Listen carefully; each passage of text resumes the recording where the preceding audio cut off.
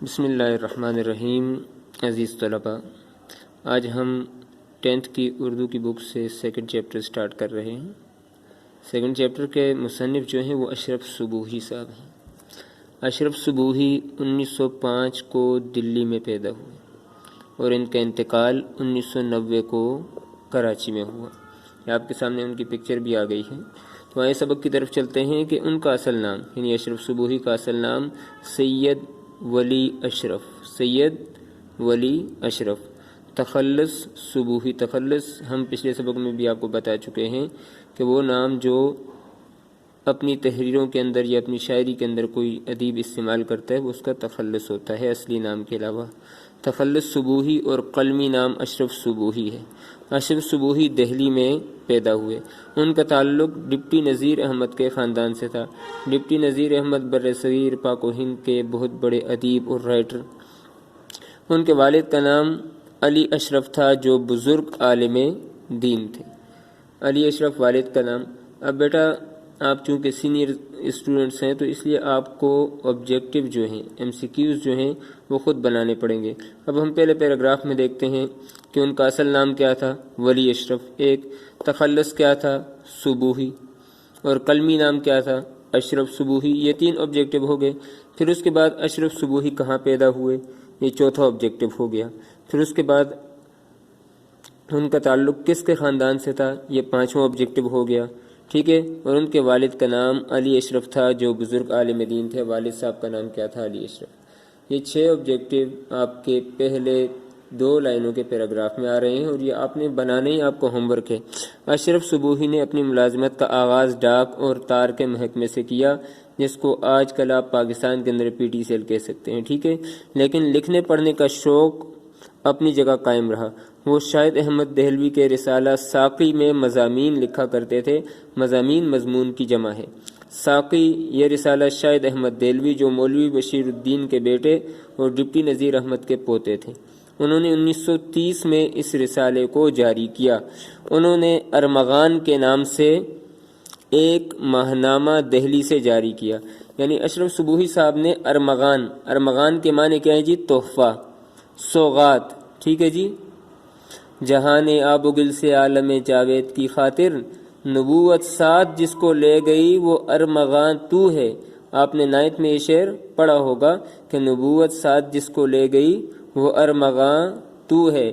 طلوع اسلام کے اندر علامہ اقبال نے یہ شعر لکھا ہوا ہے اور آپ نے پڑھا بھی ہوا ہے 9th میں۔ تو ارمغان کے معنی تحفہ یا سوغات، لیکن یہاں پر اس سے مراد رسالہ ہے جو کیا تھا، ایک ماہنامہ ماہوار جو ہر مہینے شائع ہوتا ہے، جس میں خواجہ حسن نظامی بھی لکھا کرتے تھے۔ خواجہ حسن نظامی بہت بڑے رائٹر، آپ ان کے بک جو ہے بیگمات کے آنسو وہ پڑھیں تو آپ کو سمجھ آ جائے گی کہ کتنے بڑے رائٹر ہیں۔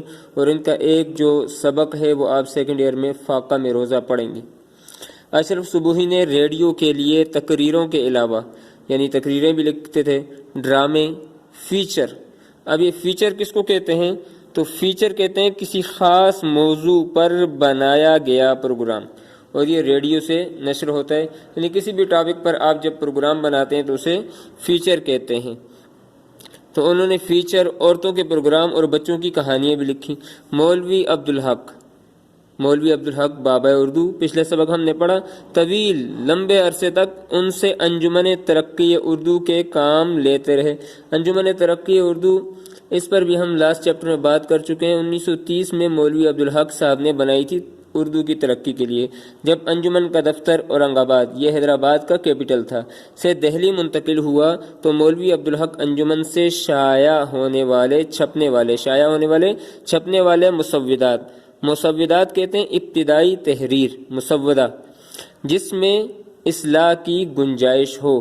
اصلاح یعنی ایک جب آدمی رف لکھ لیتا ہے کہ بھئی اس کو دوبارہ پروف ریڈنگ کی جائے، پڑھا جائے اور اس سے غلطیاں نکالی جائیں تو وہ مسودہ ہوتا ہے۔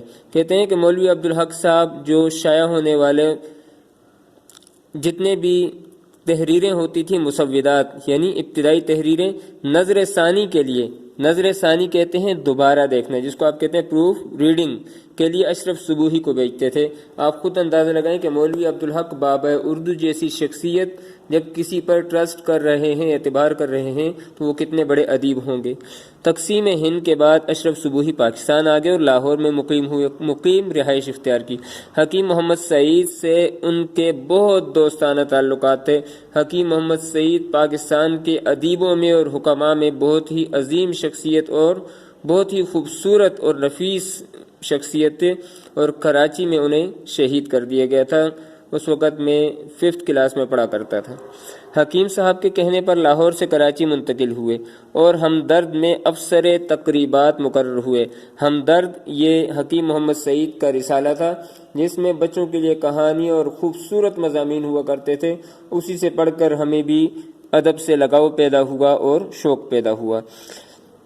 ہمدرد میں افسر تقریبات مقرر ہوئے۔ اشرف صبوحی کی بہت سی تصانیف اور تراجم ترجمہ کی جمع ہے، چھپ چکے ہیں۔ اشرف صبوحی نے اپنے پیچھے علم و ادب کا ایسا خزانہ چھوڑا ہے جس سے آنے والی نسلیں ہمیشہ مستفید ہوتی رہیں گی، فائدہ مند ہوتی رہیں گی۔ پھر اس کے بعد ان کی جو تصانیف ہے وہ آپ کے سامنے ہے۔ دلی کی چند عجیب ہستیاں، اسی سے ماخوذ آپ کا آج کا سبق بھی ہے جو ہم پڑھیں گے۔ غبار کارواں، جھروکے، بغداد کے جوہری، بن باسی دیوی، دھوپ چھاؤں انگریزی ناول کا ترجمہ ہے۔ ننگی دھرتی یہ بھی انگریزی ناول کا ترجمہ ہے۔ موصل کے سوداگر انگریزی سے ترجمہ کہانی، اور بزم آخر وغیرہ۔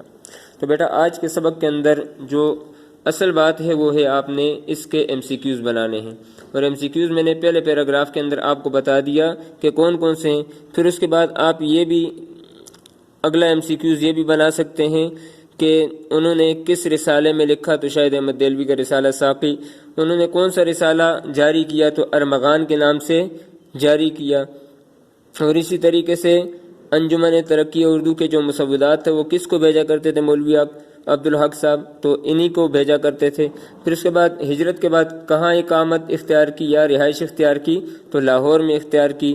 پھر اس کے بعد کہاں منتقل ہو گئے، کراچی منتقل ہو گئے۔ انتقال کہاں ہوا، کراچی میں ہوا۔ کب ہوا، 1990 کے اندر ہوا۔ اور یہ جو آپ کے سامنے بکس ہیں یہ بھی آپ نے یاد کر لینی ہے کہ یہ بکس جو ہیں وہ اشرف صبوحی صاحب کی ہیں، کیونکہ پیپر کے اندر یہ بھی آتا ہے کہ یہ بک کا نام دے دیا جاتا ہے یہ کس کی تصنیف ہے، پھر نیچے آپ کو مصنف کا نام چوز کرنا پڑتا ہے یا منتخب کرنا پڑتا ہے۔ تو آج کے سبق کا خلاصہ آپ کے سامنے MCQs کی شکل میں نے پیش کر لیا ہے۔